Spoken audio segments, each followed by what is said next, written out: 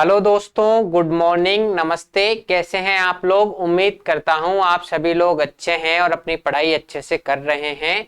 इसी उम्मीद में मैं आपका होस्ट, आपका दोस्त अभिषेक वर्मा आप सभी लोगों का बहुत बहुत स्वागत करता हूं YouTube channel easy maths with Nehra sir में।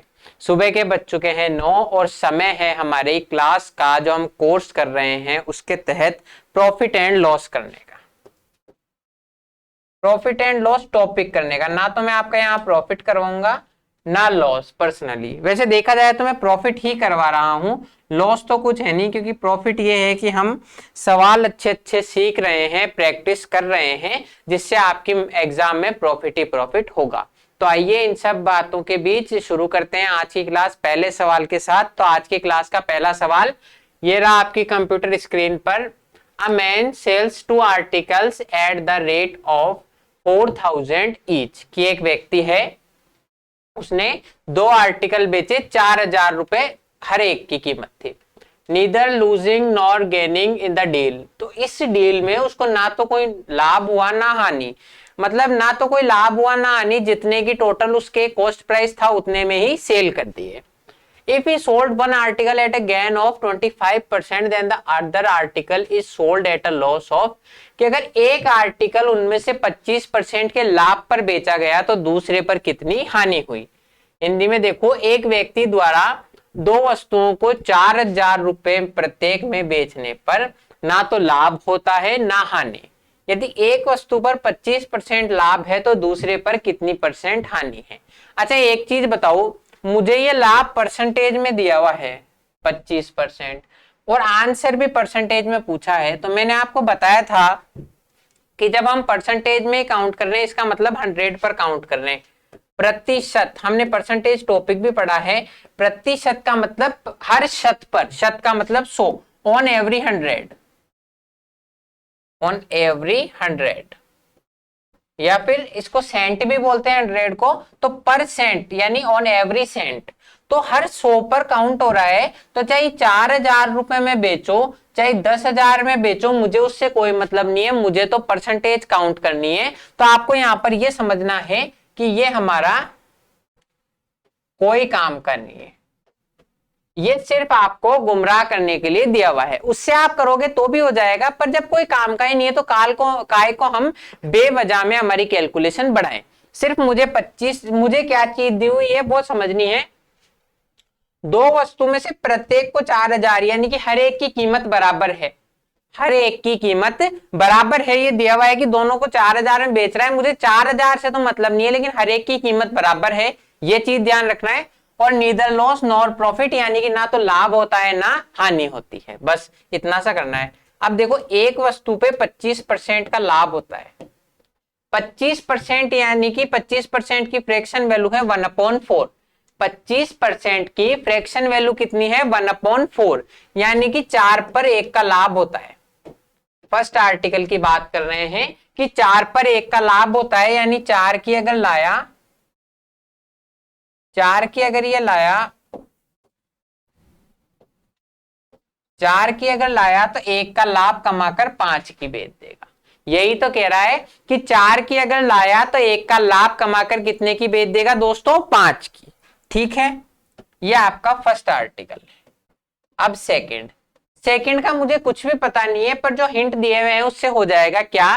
पहला हिंट तो देखो, प्रत्येक को 4000 में बेचता है, मुझे 4000 से तो मतलब नहीं है, लेकिन दोनों को सेम सेलिंग प्राइस पर बेचता है। Selling price should be the same. तो अगर ये 5 में बेच रहा है तो यहां भी 5 आएगा, अगर ये 5 में बेच रहा है तो यहां भी 5 आएगा। इतनी सी चीज आ गई या नहीं है समझ में, कि दोनों को सेम में बेच रहा है, चाहे 4000 में बेचो चाहे 10,000 में, मुझे उससे परसेंटेज पे कोई फर्क नहीं पड़ेगा, लेकिन दोनों को सेम बेच रहा है। तो ये 5 है तो ये भी 5 आएगा। ठीक है, दूसरी बात, इस पूरे सौदे में ना तो लाभ होता है ना हानि।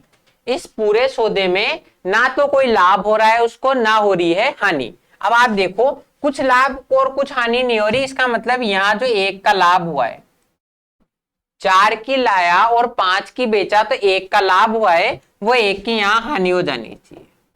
ये चीज आ गई या नहीं है समझ में, कि एक जितना लाभ हो रहा है उतनी की उतनी हानि हो रही है, तभी नो लॉस नो प्रॉफिट की कंडीशन है। ये कह रहा है ना लाभ और ना ही हानि। तो इसमें क्या है, यहां पर 1 का लाभ हुआ तो हमें उस हानि को बराबर करना है, तो 1 की हानि कर दो, इसका मतलब इसका सीपी हो गया 6। ये चीज आई है नहीं आई समझ में, अपने आप हमारी वैल्यू बन गई। तो 6 की लाया था 5 की बेचा, तो जो लॉस होगा दूसरी पर 1 का लॉस हो गया 6 पर। 6 की लाया 5 की बेचा तो 1 का लॉस हो गया 6 पर। 1/6 की परसेंटेज वैल्यू है 16 से ही 2/3%। ये आपका ऑप्शन नंबर सी आंसर। बस अब आपको सिर्फ इतना सा करना था। और अगर आप 4000 में बेच रहे हो, सुनो मेरी बात, 4000 में बेच रहे हो तो आप फिर इससे 25% से इसका सीपी बनाते, फिर दूसरे का सीपी बनाते और सेलिंग प्राइस बनाते। इससे बढ़िया इतना हमें कुछ करने की जरूरत ही नहीं है। आपको सिर्फ जैसा इसमें मैं बता रहा हूं वैसा कीजिए। एक बार देखो कि 25% का है, मतलब 4 की लाया 5 की बेचा, दोनों का सेलिंग प्राइस बराबर होना चाहिए, तो ये 5 हो गया।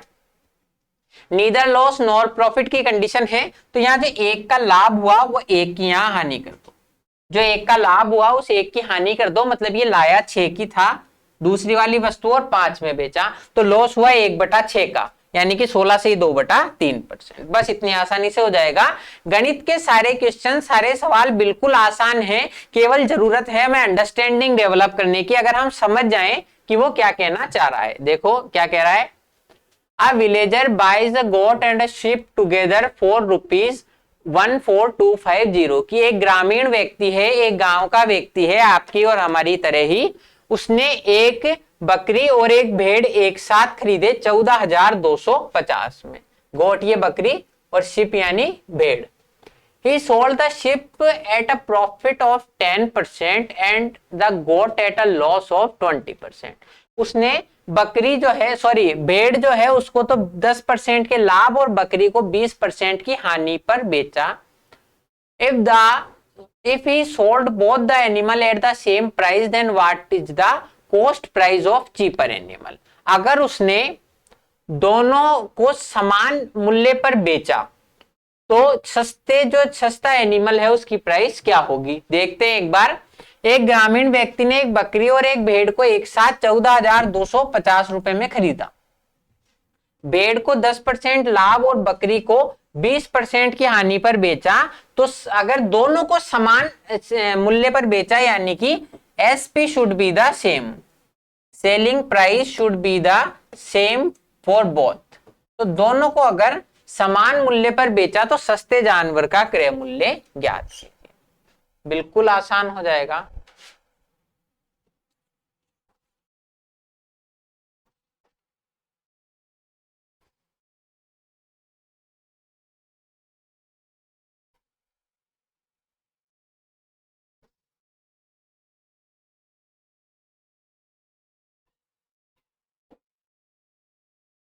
देखो जैसा ये कह रहा है वैसा का वैसा हम कर देंगे।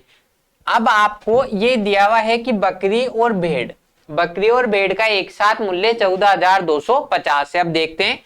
अब ये तो हो गया आपका गोट और शिप, है ना। तो ये तो हो गया शिप और ये हो गया गोट। ये इनका कॉस्ट प्राइस और ये हो गया सेलिंग प्राइस। अब आप देखो जो भेड़ है यानी कि शिप है, उसको 10% के लाभ पर बेचा। हम एक बार इनका अनुपात ज्ञात कर लेते हैं, फिर हमें चीजें पता चल जाएगी। 10% के लाभ पर बेचा, यानी कि 10 की लाया तो 11 की बेचा। 10% का मतलब 1/10 कि 10 पर 1 का लाभ हुआ, तो 10 की अगर लाया था तो 11 की बेचा, ठीक है। प्लस का मतलब प्रॉफिट। दूसरी कंडीशन में 20% की हानि है। 20% की क्या है दोस्तों, हानि है। 20% का मतलब 1/5। 20% का मतलब कितना है, 1/5। तो अगर 5 की लाया तो 4 की बेचेगा। यही कहना चाह रहा है कि 20% की हानि पर बेचा बकरी को, तो 5 की लाया था तो 4 की इसने बेचा। जैसा जैसा सवाल कहेगा वैसा ही हम करेंगे, हमें कोई शौक नहीं है हमारी मर्जी से कुछ भी करने का। दूसरी तरफ उसने कह रहा है उसने दोनों जानवरों को समान मूल्य पर बेचा। दोनों जानवरों को कितने मूल्य पर बेचा दोस्तों, समान मूल्य पर बेचा। तो इनका मूल्य समान कर लो। ये 11 और 4 को समान करना है, तो ये तो 4 से गुणा हो जाएगा, तो ये 44 बन जाएगा, और ये 11 से गुणा हो जाएगा। ये तो 4 से गुणा हो गया, ये 11 से गुणा हो गया, ये भी 4 से गुणा हो जाएगा, और ये भी 11 से गुणा हो जाएगा। तो हमारी इनको गुणा भाग करने से क्या कंडीशन बनेगी वो देखते हैं। शिप जो है वो 40 की लाया और 44 की बेचा। शिप जो है 40 की लाया और 44 की बेचा, और जो गोट है, गोट अगर 55 की लाया तो 44 की इसने बेची। ये होगी कंडीशन। अब हमारी सारी कंडीशन सेटिस्फाई हो रही है। अब आप देखो, अगर शिप का मूल्य 40 रुपए रहा होगा तो गोट का मूल्य 55 रहा होगा। शिप का मूल्य अगर 40 रुपए रहा होगा तो गोट का मूल्य 55 रहा होगा। यहां से हमें ये फाइंड आ गया, हमें पता चला गया, हम फाइंड कर चुके हैं। तो टोटल मूल्य 40 और 55, टोटल 95 यूनिट्स हो गया। कि अगर 40 रुपए की इसने शिप खरीदी थी तो 55 रुपए की गोट खरीदी होगी। टोटल 95 की वैल्यू सवाल में दी हुई है 14,250 कि दोनों मिलाकर इसने 14,250 रुपए के खरीदे थे। दोनों मिलाकर 14,250 के खरीदे थे। हमसे पूछ रहा है सस्ते जानवर का मूल्य। अब एक तो 40 का है, एक 55 का। एक 40 का है और एक 55 का, तो जो चीप होगा, चीप कौन सा होगा? 40 वाला। तो 40 यूनिट की वैल्यू निकाल देंगे। 14,250 है अगर 95 की वैल्यू, तो 40 की वैल्यू निकाल देंगे। ठीक है, अब इसको कैलकुलेट कर लेंगे। देखो कैलकुलेट कैसे करोगे, यहां अलग से मैं बता देता हूं ताकि आपको उतारने में भी कोई काटा पीटी ना हो। ये दोनों ही वैल्यूज 5 से कट रही है, ये 8 और ये हो गया 19। 19 से इसको काट दो, 19 सत्ते 133, 19 5 95 और 0। 19 सत्ते 133 बचे 9, 19 5 95 और 0। 750 को 8 से गुणा करना है तो आएगा 6000। कैसे? 700 को 8 से गुणा कर दो तो आएगा 5600, और 50 को 8 से गुणा करोगे तो 400, टोटल 6000। तो जो सस्ता जानवर है उसका क्रय मूल्य है 6000 रुपए। ऑप्शन नंबर डी, यह आपका answer.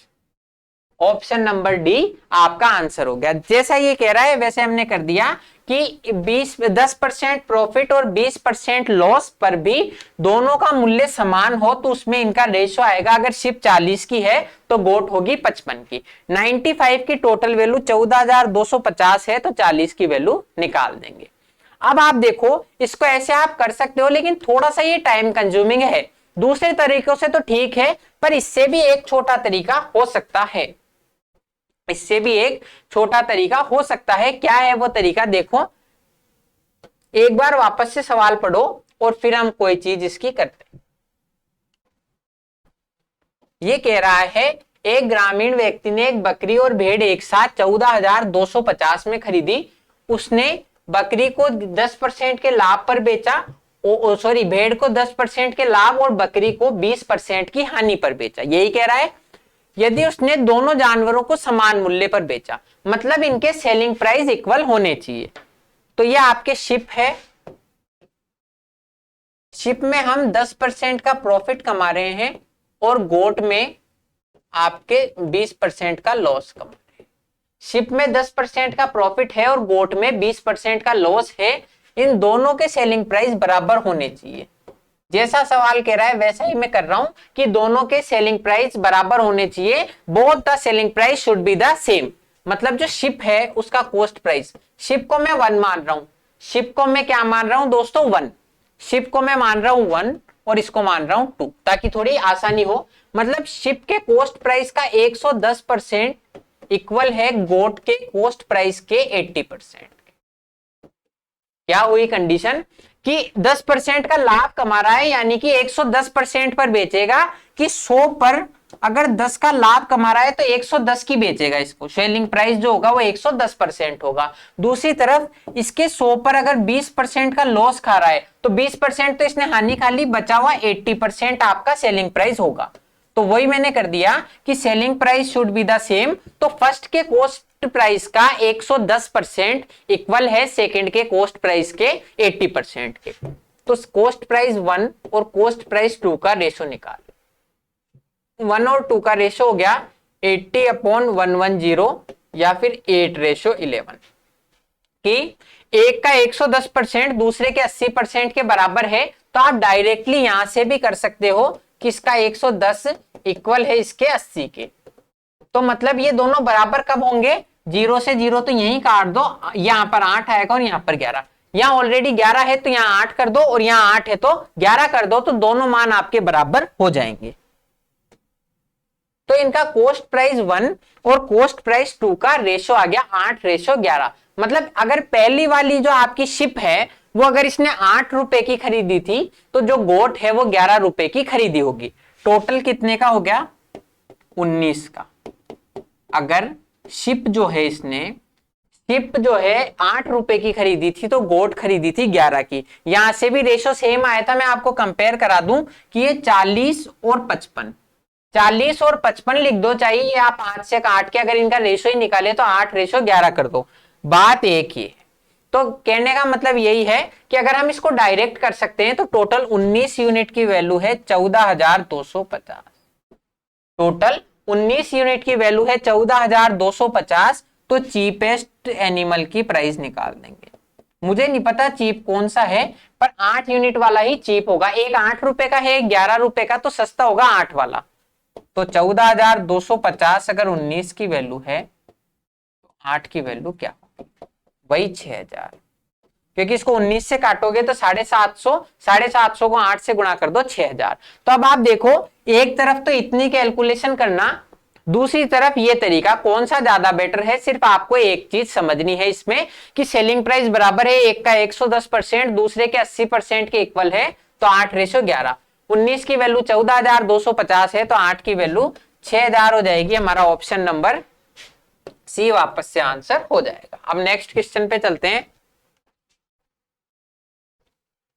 3 articles are bought at 200 each, की 3 आर्टिकल खरीदे 200 रुपए हर एक की कीमत थी। One of them is sold at a loss of 10%, इनमें से एक को 10% के लॉस पर बेचा। If the other 2 article are sold so as to gain 20% on the whole transaction, कि अगर बचे हुए 2 को इस हिसाब से हमने एडजस्ट किया है कि पूरे ट्रांजेक्शन पर हमें 20% का प्रॉफिट हो, then what is the gain percentage on 2 article. तो बचे हुए 2 आर्टिकल पर लाभ प्रतिशत क्या होगा? 200 रुपए की प्रत्येक की 3 वस्तुएं खरीदी जाती है, एक पर 10% की हानि होगी। अगर पूरे लेन देन पर 20% का लाभ कमाना है तो बची हुई 2 को किस लाभ पर बेचना चाहिए? ये हमारा क्वेश्चन है। अब आप देखो, मैं इसको आराम से बिल्कुल आपको 2 तरीके से कराऊंगा। जो तरीका बेस्ट है वो भी हम डिस्कस करेंगे, और कौन सा तरीका जरूरी है उसको समझने के लिए वो भी देखते हैं। आप देखो, 2 वस्तुएं हैं, 3 वस्तुएं हैं, हर एक का कॉस्ट प्राइस तो 200 है। हर एक का कॉस्ट प्राइस तो कितना है? 200। अब आपकी पहली वस्तु है, पहली वस्तु, इसमें 10% की हानि खा ली इसने। पहली वस्तु में 10% की हानि खा ली। पहली वस्तु में कितनी खा ली दोस्तों? 10% की हानि खा ली। इसका मतलब पूरे लेन देन में कितने की? 20 रुपए की हानि होगी।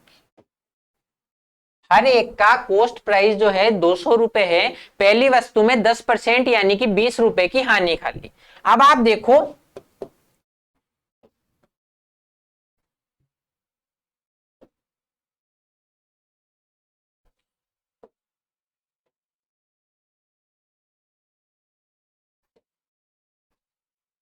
कॉस्ट प्राइस जो है ओवरऑल 200 रुपए है हर एक का,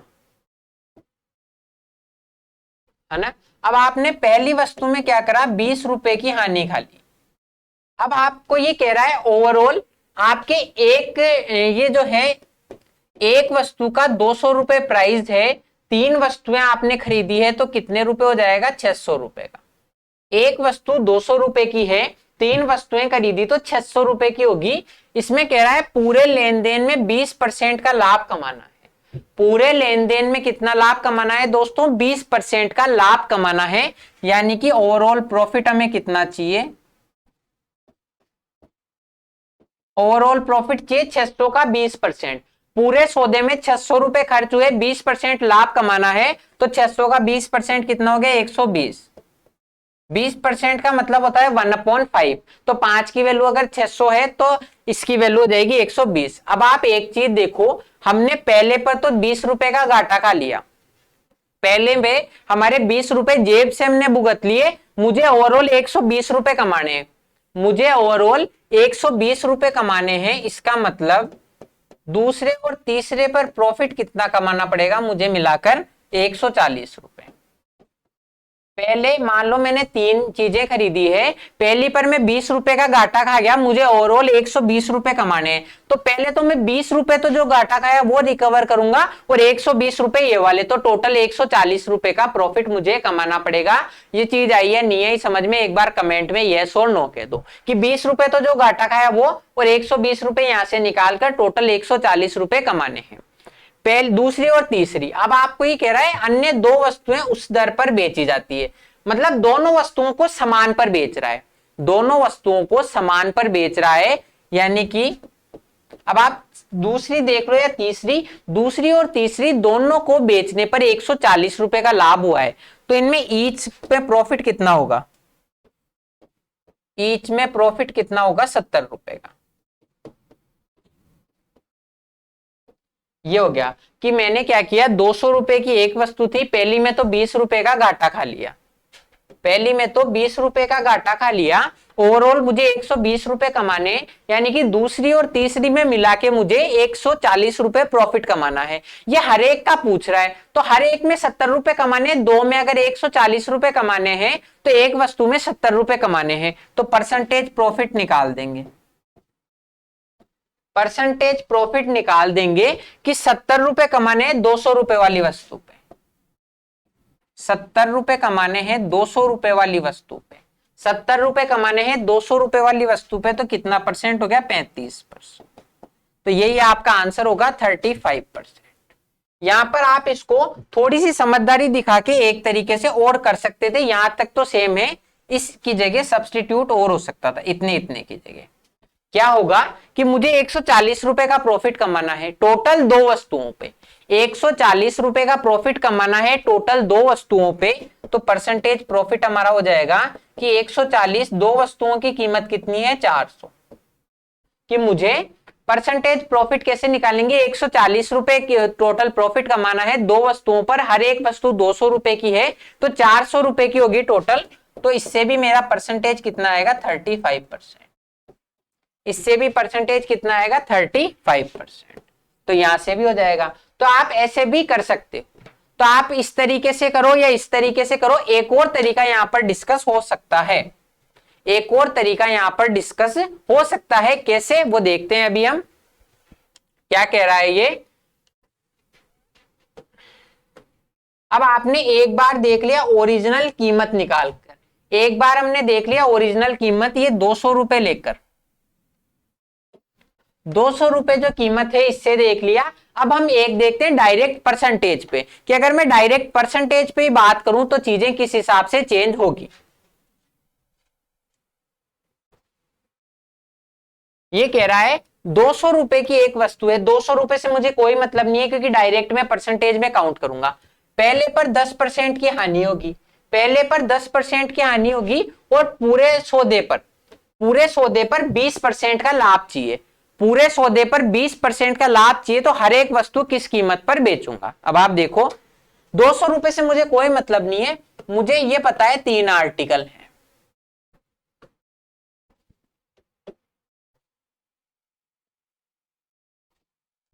टोटल मुझे पता है 3 आर्टिकल्स, ये तो मुझे लेना ही होगा, क्योंकि मुझे अगर परसेंटेज भी काउंट करनी है तो नंबर तो जो उतने ही होंगे जितने होने चाहिए।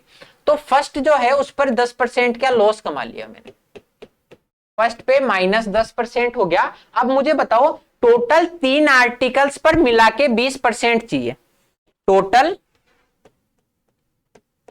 3 आर्टिकल्स का 20% कमाना है मुझे प्रॉफिट, टोटल 3 आर्टिकल का प्रॉफिट कमाना है 20%। अब आप, मैं बताऊं केवल इसको 100 पर काउंट कर रहा हूं, या आप ऐसे समझ लो परसेंटेज का मतलब 100 है, तो टोटल 3 आर्टिकल का 20% यानी कि 300 का 20% निकलेगा। यहां परसेंटेज का मतलब है मैं हर एक वस्तु 100 रुपए की मान रहा हूं, तो 3 आर्टिकल 20% प्रॉफिट पर बेचने हैं, यानी कि प्रॉफिट कितना होगा, एक पर अगर हम काउंट करें तो 60%। मतलब इसको आप ऐसे भी समझ सकते हो कि 3 आर्टिकल है, मान लो मैंने मान लिए 100 रुपए के, परसेंटेज का मतलब 100 रुपए ही है। टोटल 3 आर्टिकल की कीमत का 20% प्रॉफिट चाहिए मुझे। 3 आर्टिकल की कीमत का 20% चाहिए, यानी कि 300 का 20% 60। 300 का 20% 60 हो गया। अगर इस 60 को एक आर्टिकल की कीमत पर कंसीडर करें तो 60% आ जाएगा। यही मैं इसमें कहना चाहता हूं। मैं इसको एक पर क्यों चेंज कर रहा हूं, क्योंकि मुझे लास्ट में प्रॉफिट चाहिए कि पूरे सौदे पर प्रत्येक पर कितना प्रॉफिट होगा। प्रत्येक पर पूछ रहा है कि इन दोनों में से प्रत्येक पर कितना प्रॉफिट होगा। तो इसके लिए मैं एक पर काउंट कर रहा हूं, क्या कि टोटल मैंने एक पर, पहले पर तो 10% का प्रॉफिट कमा लिया, मुझे 3 आर्टिकल्स की कीमत का 20% चाहिए। 3 आर्टिकल की कीमत का 20% यानी एक आर्टिकल की कीमत का 60% प्रॉफिट चाहिए। तो मुझे करना क्या पड़ेगा, गेन इन 2, कि बचे हुए जो 2 हैं उनमें कितना गेन करना पड़ेगा। कि 10% तो मेरा लॉस हो गया, वो रिकवर करना है, और 60% कमाना है, यानी कि 70% का प्रॉफिट करना पड़ेगा। फर्स्ट और सेकंड में मिला के 70% का, सॉरी सेकंड और थर्ड में मिला के 70% का प्रॉफिट करना पड़ेगा। तो प्रॉफिट परसेंटेज इन ईच, इन दोनों में प्रॉफिट परसेंट कितना होगा, 70% कमाना है 2 पर मिलाकर, तो 1 पर हो जाएगा 35%। ये सबसे आसान मेरे हिसाब से मेथड होगा। सिर्फ आपको ये समझना है कि 2 की कीमत पे 70% कमाना है तो 1 पर 35।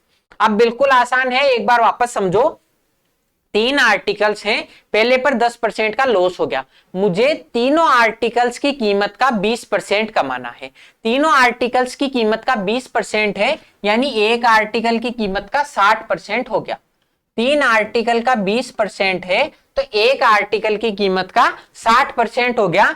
तो 60% मुझे कमाना है, 10% का मेरे लॉस लग गया, तो टोटल में इन दोनों में कमाऊंगा 70%। 70% 2 में कमा रहा हूं तो एक में कितना हो गया, 35%। बस इतना आसानी से होगा, क्योंकि यहां पर मैंने एक की कीमत का 70% कमाना है। मुझे एक की कीमत, यहां पर मैंने 10% एक पर काउंट किया, ये 60% भी मैंने इसलिए बनाया ताकि एक पर काउंट कर सकूं। तो एक की कीमत का 70% कमाना है, तो 2 पर कितना होगा, 35%। उम्मीद करता हूं आपको ये समझ में आया होगा, और आगे हम बढ़ते, वरना अगले सवाल में और अच्छे से समझ में आएगा। A shopkeeper calculates percentage profit on the buying price and another on the selling price। कि एक शॉपकीपर है, वो तो कॉस्ट प्राइस पे काउंट करता है प्रॉफिट, और दूसरा सेलिंग प्राइस पे काउंट करता है। मैंने आपको पहले ही कहा था कि प्रॉफिट हो या लॉस, प्रॉफिट हो या लॉस, वो कॉस्ट प्राइस पर काउंट होते हैं जब तक, कब तक, जब तक कि हमें कहा ना जाए कि ये सेलिंग प्राइस पर काउंट करता है। जैसे इसने सवाल में कह दिया कि सेलिंग प्राइस पर काउंट करता है, तो हम सेलिंग प्राइस पर काउंट कर लेंगे। तो एक तो कॉस्ट प्राइस पर प्रॉफिट काउंट करता है, दूसरा सेलिंग प्राइस पर। What will be their difference in profits if both claims a profit of 20% on good sold for 3000। कि अगर उनका प्रॉफिट क्या होगा, अगर हर एक व्यक्ति 20% का प्रॉफिट ही कहता है 3000 की वस्तु पे। हमें ओरिजिनल में प्रॉफिट चाहिए, तो ओरिजिनल में कंसीडर कर लेंगे। क्या कह रहा है, एक बार देखो कि 2 दुकानदार हैं, एक तो कहता है कि मैं मेरा कॉस्ट प्राइस काउंट करता हूं, सॉरी मैं मेरा प्रॉफिट काउंट करता हूं कॉस्ट प्राइस पर। दूसरा कहता है कि यार मैं तो शाना हूं, मैं सेलिंग प्राइस पर काउंट करता हूं। अभी बताऊंगा क्यों शाना है, ये देख लेना। और अगर दोनों ने 3000 में बिकने वाली एक वस्तु है, दोनों ने 3000 में एक बिकने वाली वस्तु है, मतलब सेलिंग प्राइस समान होगा, ठीक है, समान है, उस पर 20% के लाभ का दावा किया है, तो उनके मुनाफों में अंतर क्या होगा, उनके मुनाफों में अंतर क्या होगा। अब देख लेते हैं। प्रॉफिट है 20% का, प्रॉफिट है 20% का, 20% का मतलब 1/5, 20% का मतलब कितना है, 1/5। अब आप देख लो कॉस्ट प्राइस और सेलिंग प्राइस किस हिसाब से निकाले जाएंगे। आप देखो 20% के लाभ का दावा करता है, 20% के लाभ का दावा करता है। पहला तो जो है खरीद मूल्य यानी कॉस्ट प्राइस पर काउंट करता है। फर्स्ट व्यक्ति तो कॉस्ट प्राइस पर लाभ काउंट करता है, मतलब अगर 5 की लाया तो 1 के लाभ के बाद 6 की बेच दी, 5 की लाया 1 का लाभ कमाकर 6 की बेच दी। दूसरा थोड़ा होशियार है, उसने क्या किया, वो सेलिंग प्राइस पर काउंट करता है कि सेलिंग प्राइस अगर मेरा 5 रुपए था तो मुझे 1 का लाभ हुआ। ये यही कह रहा है कि 5 पर 1 का लाभ हुआ, कि अगर मेरा सेलिंग प्राइस 5 था तो मुझे 1 का लाभ हुआ, यानी मैं 4 की ही लाया था। अगर मेरा सेलिंग प्राइस 5 रुपए है, यही कह रहा है, इससे तो कॉस्ट प्राइस पर 1 का लाभ हुआ, यानी 5 की लाया 1 का लाभ। ये दूसरा वाला कह रहा है कि मुझे सेलिंग प्राइस पर 1 का लाभ हुआ है, यानी 5 की लाया, तो 1 के लाभ के बाद 5 की थी, तो कॉस्ट प्राइस हो गया 4 रुपए। 5 रुपए की लाया लाभ के बाद, तो 4 रुपए की ये बढ़ गई। अब आप देखो कि इसका एक्चुअल प्रॉफिट यहां पूछा नहीं है, मैं आपको बता दूं इसका एक्चुअल प्रॉफिट क्या होगा, क्योंकि एक्चुअली तो प्रॉफिट काउंट होता है उस पे कॉस्ट प्राइस पे। तो इसका एक्चुअल प्रॉफिट कितना हो गया, 4 की लाया था 5 की बेचा, तो 1/4 यानी 25%। अब इसलिए ये व्यक्ति शाना है कि इसने तो 20% का प्रॉफिट ही कमाया, जो फर्स्ट दुकानदार है इसने 25% का कमा लिया, पर दुनिया की नजरों में ये 25% का ही कमा रहा है, 20% का ही कमा रहा है। तो आप देखो अब ये क्या हो रहा है, ये 5 की लाया 6 की बेचा, ये 4 की लाया 5 की बेचा, दोनों समान 3000 रुपए में बेचते हैं, दोनों व्यक्ति का सेलिंग प्राइस बराबर होना चाहिए। तो बराबर कर दो, इनको बराबर कैसे करेंगे, इसको तो 5 से गुणा कर लो। सेलिंग प्राइस अगर बराबर करना है तो ये तो हो जाएगा 5 से गुणा और ये हो जाएगा 6 से गुणा, तभी ये दोनों बराबर, तभी ये दोनों बराबर होंगे। तो इसको मैं इधर कर देता हूं, कॉस्ट प्राइस और सेलिंग प्राइस। पचम 25 की लाया तो 30 की बेच रहा है, और ये व्यक्ति 4 की 24 की लाया तो 30 की बेच रहा है। ये इनकी कंडीशन है। क्या कह रहा है कि ये दोनों बराबर होने चाहिए, तो अगर ये 30 होगा तो ये 25 और ये 30 होगा तो ये 24। एक व्यक्ति 25 की लाया 30 पर बेच रहा है, दूसरा व्यक्ति 24 की लाया और आपके 30 पर बेच रहा है। इनके डिफरेंस कितना है, ये तो 5 रुपए का प्रॉफिट कमा रहा है और ये 6 का। देख लो दोनों के, आपको पहली बार देखने में लग रहा था कि दोनों यार बराबर 20% ही कमा रहे हैं, लेकिन ये 5 रुपए का प्रॉफिट कमा रहा है और ये 6 रुपए का, तो डिफरेंस कितना हो जाएगा, 1 रुपए का डिफरेंस है, 1 यूनिट का। 1 यूनिट की वैल्यू निकाल देंगे कि 30, ये जो है 30 यूनिट इनकी एसपी है, उसका मान 3000 रुपए है, 30 की वैल्यू 3000 रुपए है एक्चुअली में, तो 1 यूनिट जो हो जाएगा 100 रुपए के इक्वल। चाहो तो आप यहां भी कर सकते हो, इस 30 को अगर 3000 बनाओगे तो ये तो हो गया 2500 और ये हो गया 2400, तो डायरेक्ट आपको इनकी कीमत जो लाभ के बीच में डिफरेंस है वो आ जाएगा 100 रुपए का। क्या मैंने किया है इसमें कि आपके 30 की वैल्यू 3000 है, 30 की वैल्यू 3000 है, तो इनके लाभ के बीच में जो अंतर है 1 यूनिट का, वो 1 यूनिट की वैल्यू हो जाएगी 100 रुपए। तो बस यही मुझे करना था, या आप चाहो तो डायरेक्ट इस 6 की वैल्यू 3000 रख दो, क्योंकि दोनों में ये कह रहा है 3000 रखनी है, तो अगर ये 3000 होगी पहले की कीमत तो ये हो जाएगा 2500 रुपए का, और अगर ये हो जाएगा 2400 रुपए का, अगर कीमत 3000 हुई तो दोनों के लाभ में अंतर कितना हो जाएगा, 100 रुपए का। वही हमसे पूछ रहा है, तो यही इन सवालों के बीच कब समय गुजर गया हमें पता ही नहीं पड़ा। आज की क्लास समय समाप्ति की ओर है, अब मैं मिलूंगा आपसे अगली क्लास में, तब तक के लिए आपको इनको रिवाइज करना है, और अगर वीडियो अच्छी लग रही है तो वीडियो को लाइक कीजिए और शेयर कीजिए और चैनल को सब्सक्राइब कीजिए। अब मिलते हैं नेक्स्ट वीडियो में। थैंक यू, जय हिंद।